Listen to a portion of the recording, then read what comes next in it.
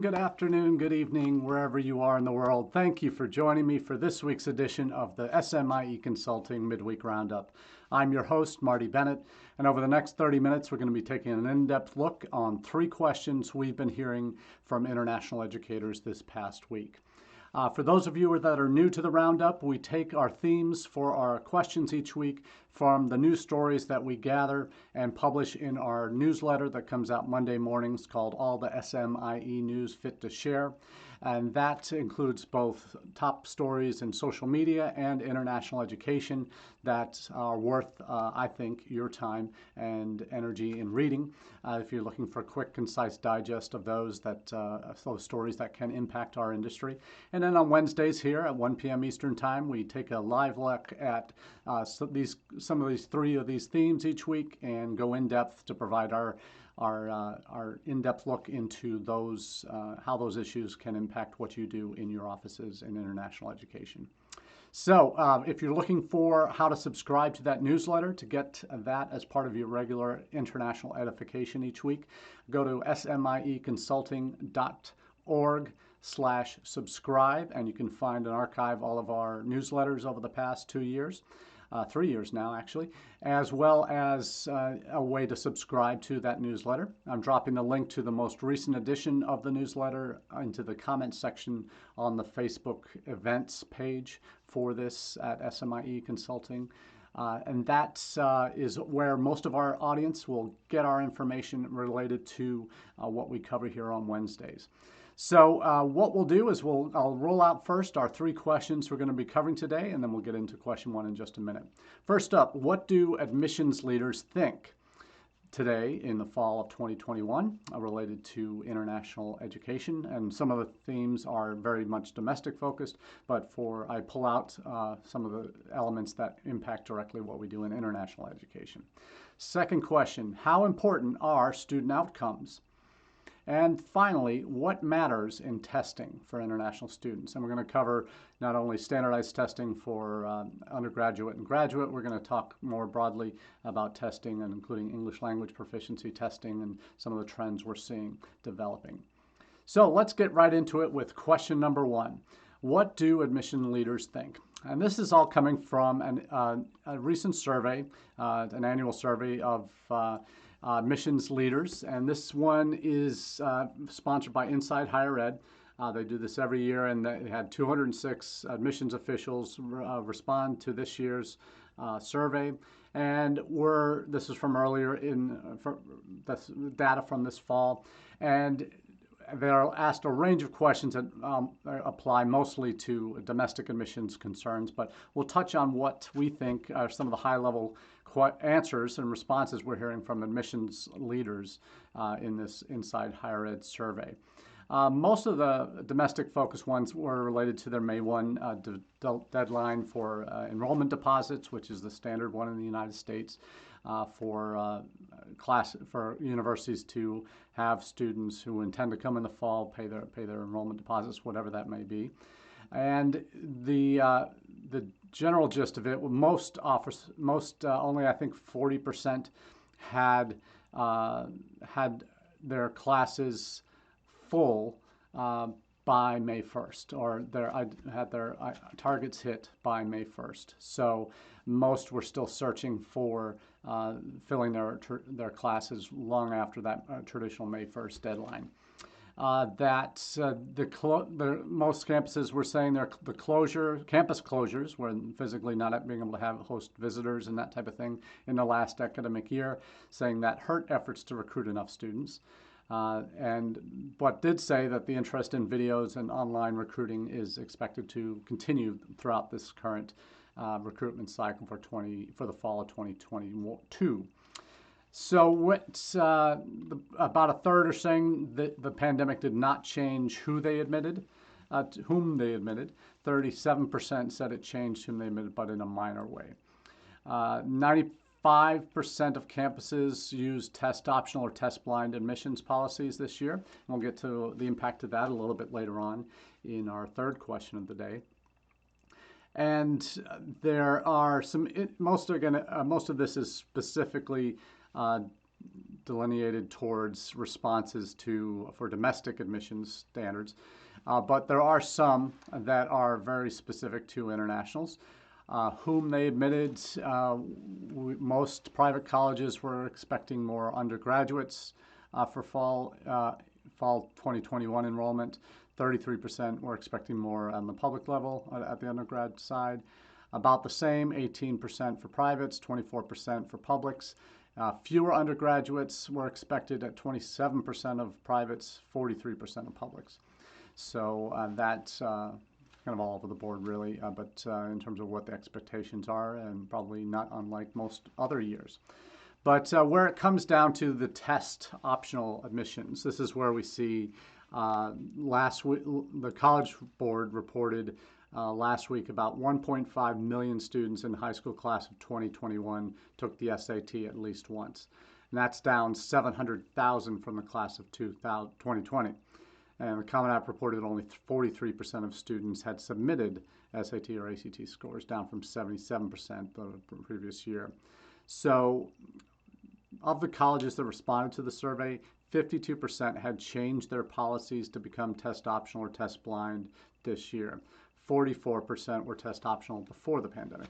And again, this is a microcosm. This is 206 responding admissions officers. So the general balance in terms of where universities fell this year is probably about 75% of U.S. colleges were test optional in one way or another. So that's these numbers are actually a little bit higher, and probably the ones that responded were already, as this one says, 44% were already test optional before the pandemic. Those who were newly test optional or test blind said they saw increases, about 47% saw increases in applications from traditional minority groups, and 55% say they admitted more from those same groups, and 42% saw an increase in the percentage of students who needed aid to enroll. So fairly significant. For those that had made the change related to how test optional impacted admissions processes, about a quarter said the experience was very positive, 34% somewhat positive, 32% neutral, 9% said somewhat negative, 1% very negative. So 10% were in the negative camp in terms of the impact of test optional on their admissions policies. Strong support, though, for those that did change to staying that way. 59% strongly supported staying that way, 20% somewhat supported, only 13% were opposed to remaining test optional post-pandemic. So most predicted tough times ahead for the major testing organizations, SAT and ACT, for undergraduate admissions. So that says a lot, I think, and no surprise there, really. I do want to get into the undergrad recruitment side and talk specifically about this survey related to international. With a focus on undergrad recruitment, the questions were asked: what group of students will be likely targets for increased efforts in the next year? International students were considered.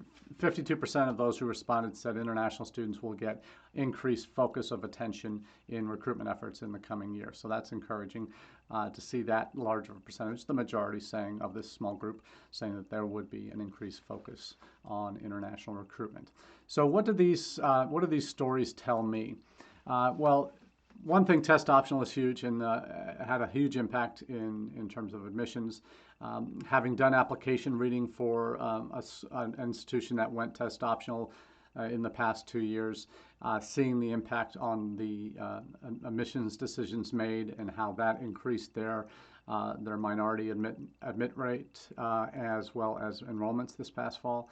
I think there's longer term positives to be gained by staying this way than there would be for going back to a required testing environment. So I think the trend of test optional or becoming test blind, as the University of California system is going to become in the next 2 to 3 years, that is something that I think will be very much the rule rather than the exception. I can see very much so Ivy Leagues going back to the testing, because that's a crutch that they use to help whittle down their applicant pool each year. I think what we saw this year is their admit rates hit all-time lows, into the low single digits for many of the Ivies and more prestigious institutions in the U.S. That is going to be something I think they're going to want to go back to using testing, because that will I think they'll see the benefits, though. In the incoming class, they probably will have admitted and enrolled more students, diverse student bodies than perhaps they already had more diverse student bodies than most of the rest of the campuses in the United States. But we'll see where that goes long term. But I think the shift in focus post-pandemic into this next year, we're still going to be in the midst of it, really, as we're dealing with vaccination and Delta variants and who knows what else is going to come down the road in the next few months. But there's still going to be lingering impacts of the pandemic, and I think one of the more positive outcomes will be to remain test optional.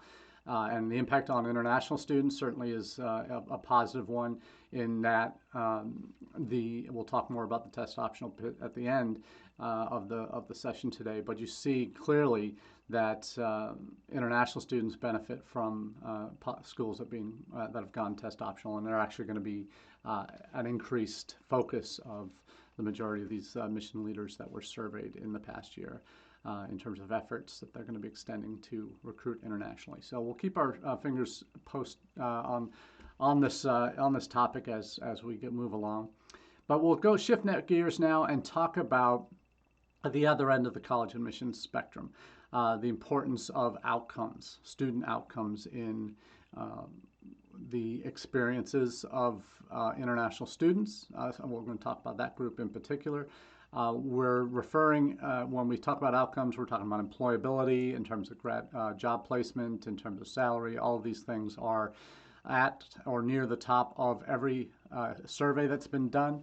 And we recently had an ACE survey report that came out over the summer that also reflected employability and outcomes as the top determining factor now of where students will apply, and what, in terms of factors that they're going to consider in terms of before they make their final decisions. And to that end, what I've done, as you know, those who follow the Roundup and follow what I've been doing for my business, for SMIE Consulting, I do a series of articles for IDP Connect.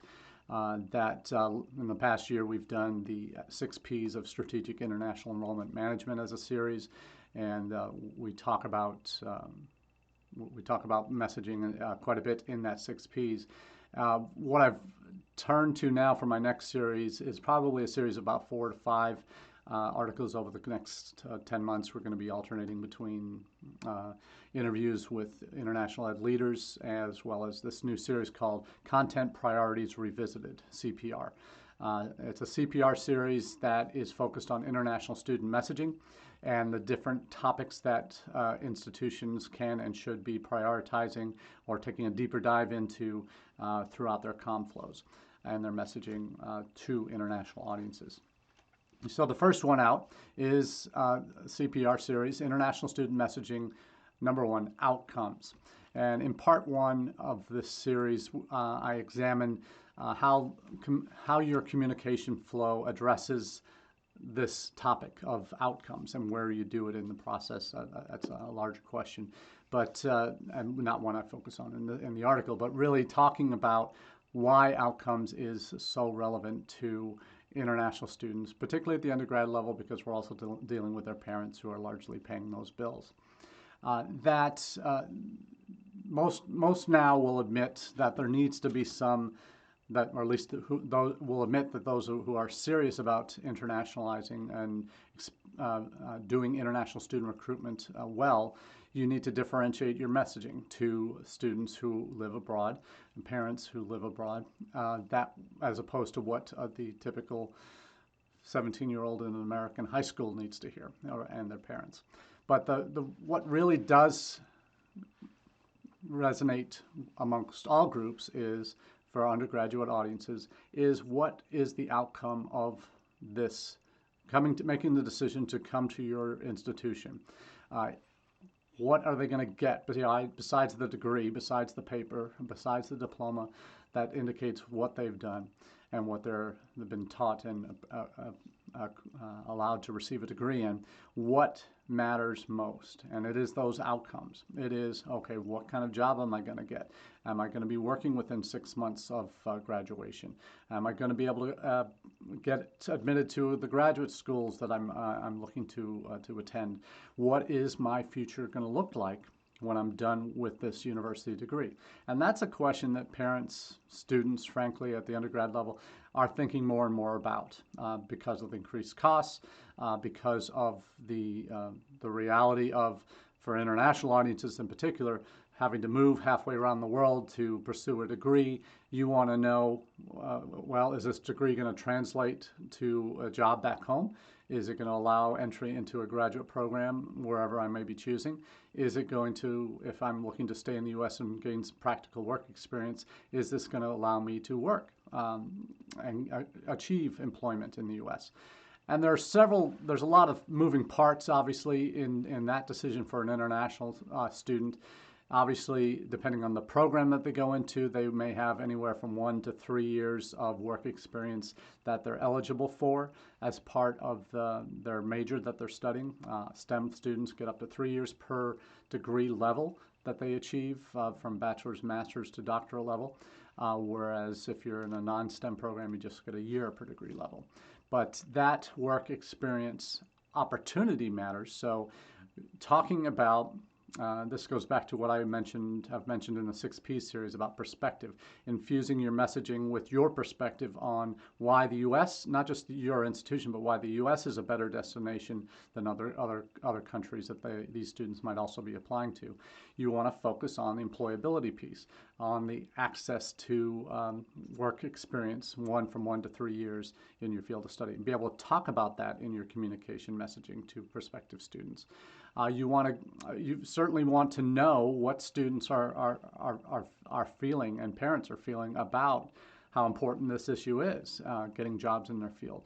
Now, what I see as probably one of the biggest drawbacks is most institutions don't track international student outcomes. They may have general university-wide, within 6 months of graduation, those that are applying for jobs get a job in their field of study. Or the other issue of getting a job, or applying and being admitted to graduate schools. So there'll be 2 or 3 groups, primarily you're going to be talking about. Students that are looking to stay in the country and work after graduation, use their OPT time. You have students that are looking to graduate and go back to their home countries to hopefully, or third countries, to get a job. And you have a group that are looking to go on for further studies, particularly if they're starting at the bachelor's degree level, looking to go on for a master's or a doctoral program. And being able to track those specific rates and knowing what those are. This requires some work because the likelihood is your career services, professional development office, whatever it may be called at your institution, doesn't track this information specifically for international students. And it's often the case. This is the same for graduation rates, retention rates, all of that. You don't typically see international students tracked separately for these in terms of how they hit those marks. But it's important to get to that point when you can have data that supports what you're trying to say, that yes, our students get jobs, yes, our students get accepted into the best grad schools. Are you really tracking that?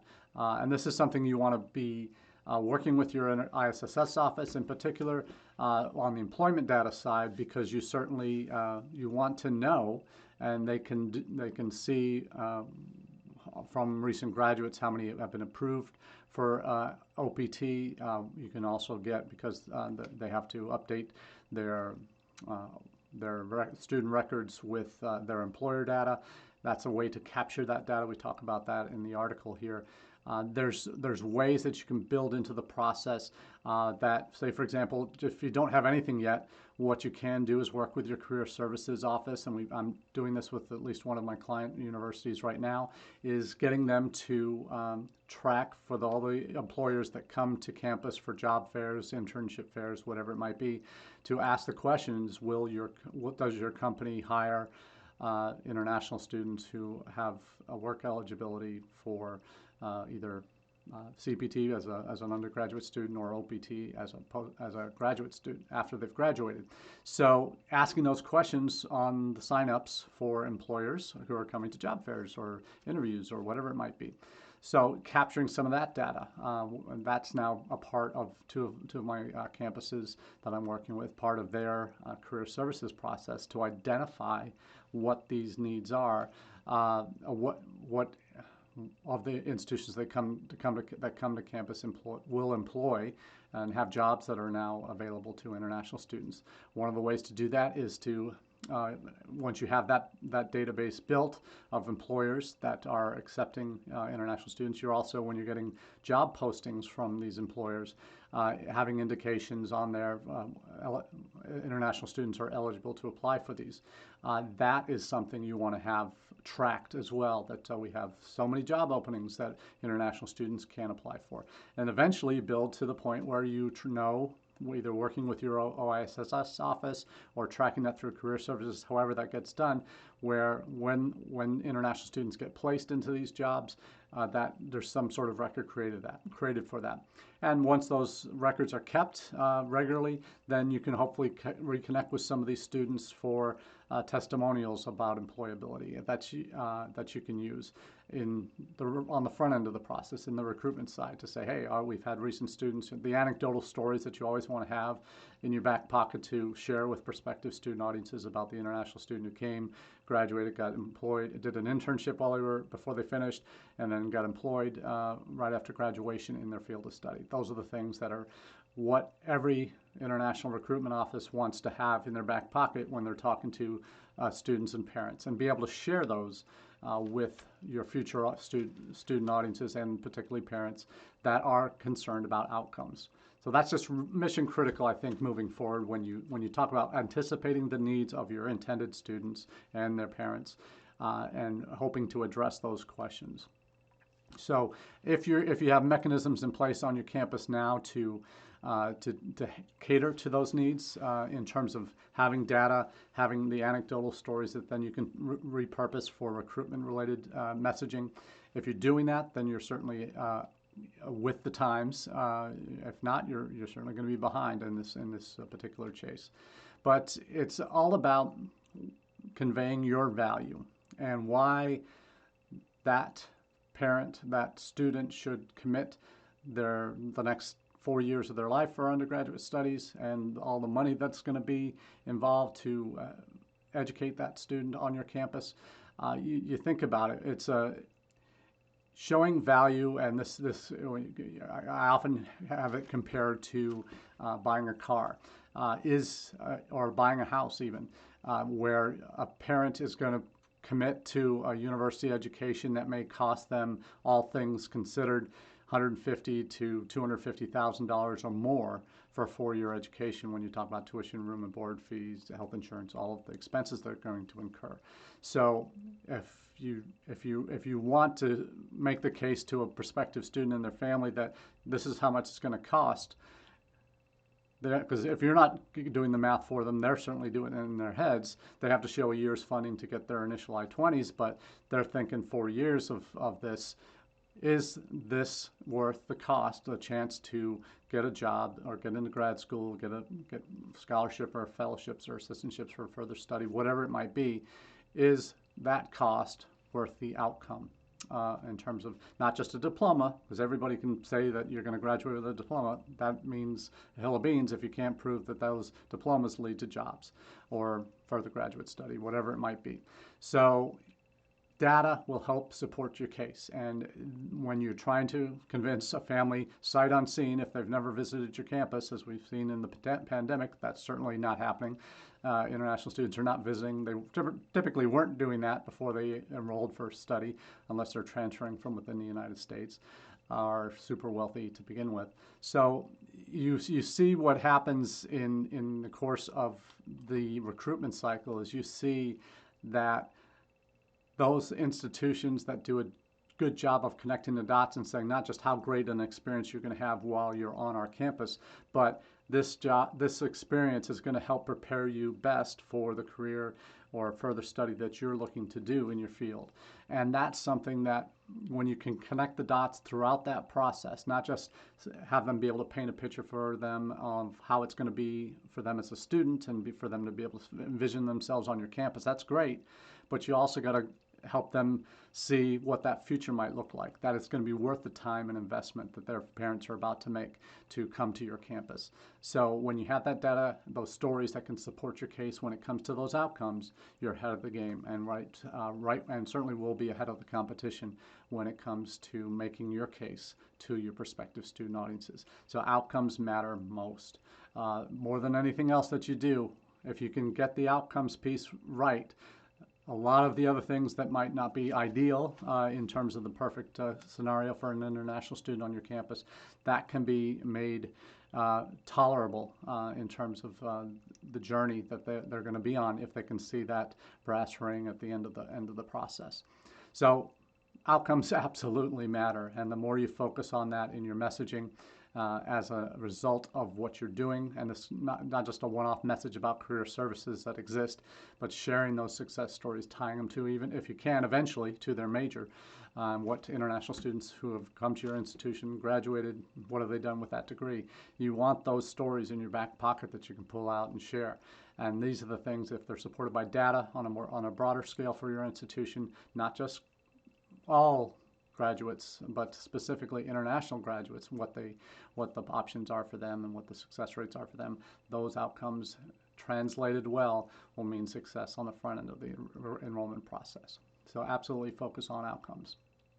Now, the final question: what matters in testing for international students?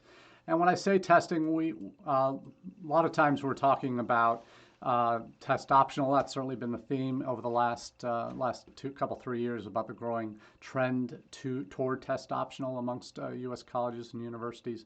But we're also talking about testing in terms of English proficiency testing, and those are the two pieces of the testing world that impact international students the most.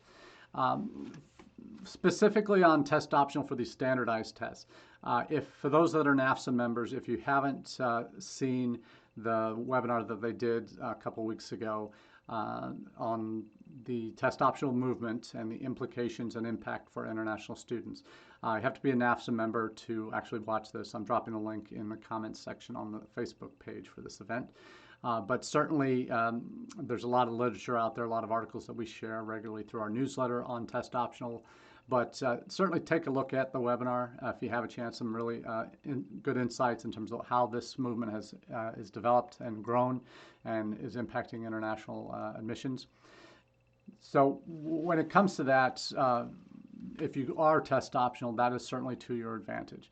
And when you look at what the requirements are to apply to U.S. colleges as opposed to UK, Australian, Canadian institutions, you realize quite quickly, if you do this and have this perspective in doing what you do, and again, going back to my 6 Ps, that first P, perspective on what the rest of the world does, you realize quite quickly how complicated, how overcomplicated, frankly, our admissions processes are in the United States. And that goes for both undergraduate and graduate admissions.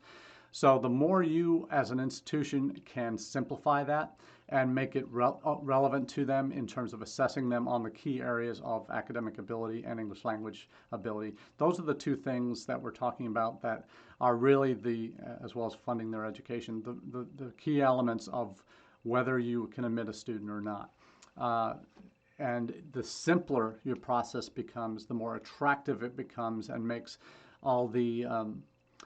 the comparative nature of international education these days, when students are not just considering U.S. institutions, they're looking at British universities, Canadian universities, Australian perhaps. So they're looking at applying to numerous countries, and they're looking for who's going to get them the best deal. Not only the best deal in terms of the time and energy spent and money spent by their parents, but what the outcomes will be and the process that they can go through to get where they need to be to enroll in your institution. So the application fees, the additional tests that are required, the letters of recommendation, the essays that are required for many different institutions, those are extra hurdles that students have to clear to come to your institution, whereas If looking at other countries, it's the UCAS application. Maybe there's an essay in there, maybe not. Recommendations at undergrad level, non-existent. So what are institutions making decisions on, and how are you doing compared to your competitors, not just in the U.S. but abroad? And you take that perspective on the academic achievement tests, like an SAT, ACT, which are tests that are not designed for international students. They're designed for U.S. students in U.S. high schools in the United States learning American English, not the English that most of the rest of the world learns. So when it comes to SAT and ACT, GRE, GMAT, those standardized tests. In some fields, you can't get around them in the United States for LSAT, for JDs, but there aren't a lot of international students applying there. The MCAT for medical school, the DAT for dental school, PTAT for physical therapy, all of these things. Pharmacy, graduate admissions test. All of them are, for graduate students, more common than undergrad. But you even look at some of the graduate programs in the U.S. that are dropping GRE, GMAT requirements. I think there's a lot to be said with simplifying our admissions processes when it comes to that academic achievement side. Now, on the flip side, when we talk about the English proficiency test, this is one thing that you can't get around. You have to document. If you're admitting a student into a degree program, you have to have a proof that they have the ability to succeed on an English language level, not just an academic level, which you get from assessing their grade averages in their previous work, academic work. When you look at testing for English proficiency, you realize quite quickly that during the pandemic, the tests that have given students the online at-home option are the ones that really had seen the biggest growth. Certainly Duolingo is an only online test that can be done from anywhere. You've seen slowly TOEFL, then IELTS, then PTE Academic also offer at-home editions of their tests that now are widely recognized by the same colleges and universities that recognize the normal tests. Seeing that this is a value that we want to keep this on at-home edition, because we don't know, in the rest of the world, the pandemic's still raging, test centers are still closed in a lot of places, so this impacts their ability to apply to your institution if they can't demonstrate their English proficiency. So having being able to accept flexible testing for English proficiency is absolutely rock solid, essential to moving forward and getting in front of international students and anticipating needs that they have because of the availability of testing in general terms around the world. So a couple articles in addition to the NAFSA webinar that I'm posting, one from the PI News, where educators on the English language testing side are saying that these online versions are here to stay. So that's encouraging to hear these professionals, both the university and testing, saying the same thing on that front. And then there's more of the domestic take on this, the will to test in a test optional era.